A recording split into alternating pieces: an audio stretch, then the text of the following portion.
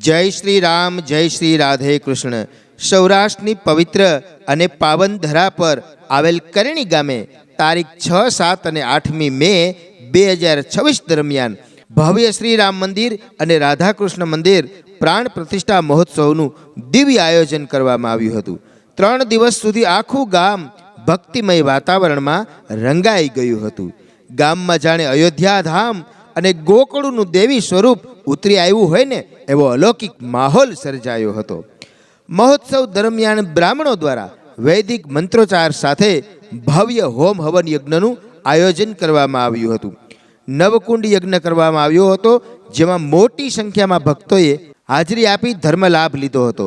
વૈદિક મંત્રોના પવિત્ર નાદ સાથે સમગ્ર વાતાવરણ આધ્યાત્મિક ઉર્જાથી ગુંજી ઉઠ્યું હતું। આ મહાયજ્ઞમાં બેસનાર યજમાનો અને દૂર દૂરથી આવેલા ભક્તજનો માટે બપોરે અને સાંજે પ્રસાદ તેમજ ફરાળની સુંદર વ્યવસ્થા કરવામાં આવી હતી। સેવા અને સત્કારની ભાવનાથી દરેક મહેમાનોનું સ્વાગત કરવામાં આવ્યું હતું। આ પ્રાણ પ્રતિષ્ઠા મહોત્સવમાં ધર્મસભા, દાંડિયા રાસ અને ભવ્ય લોક ડાયરાનું પણ સુંદર આયોજન કરવામાં આવ્યું હતું। દરરોજ સાંજે ભક્તિ, સંસ્કૃતિ અને લોક સંસ્કારનો અદ્ભુત સંગમ જોવા મળ્યો હતો। કરણી ગામ ઉપરાંત આજુબાજુના અનેક ગામોમાંથી લોકો અહીં ઉપસ્થિત રહ્યા હતા। 18 વર્ણના લોકો એકસાથે જોડાઈ આ મહાયજ્ઞને સફળ બનાવવામાં સહભાગી બન્યા હતા।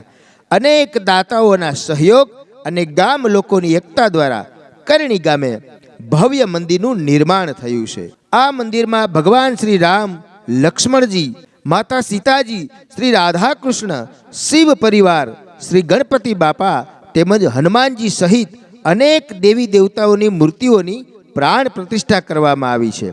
આ સમગ્ર કાર્યક્રમને સફળ બનાવવા માટે કરણી ગામના સ્વયંસેવક મિત્રોએ રાત દિવસ અવિરત મહેનત કરી હતી। તેમની સેવા, સમર્પણ અને આયોજન શક્તિના કારણે આ મહોત્સવ ભવ્ય અને સફળ રહ્યો હતો।